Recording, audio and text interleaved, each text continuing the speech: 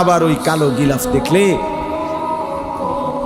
মদিনার ওই সবুজ গম্বুজ দেখলে কলিজা ঠান্ডা হয়ে যাবে, চোখ সুখ পাবে, চোখের তৃপ্তি হবে, দেখার মজা মিলবে। আল্লাহ কোরআনে বলছে লিয়াশহাদু মানাফিআ লাহুম। আল্লাহকে যদি জিজ্ঞেস করে বান্দা কেন আমি হজে যাব, আল্লাহ বলে আয়েশা দেখো, লিয়াশহাদু, সে যেন আয়েশা দেখে। আইসো বান্দা, আসো না আমার ঘরে, আসো, আমি দেখাবো কুদরতের কি পরিমাণ নিদর্শন।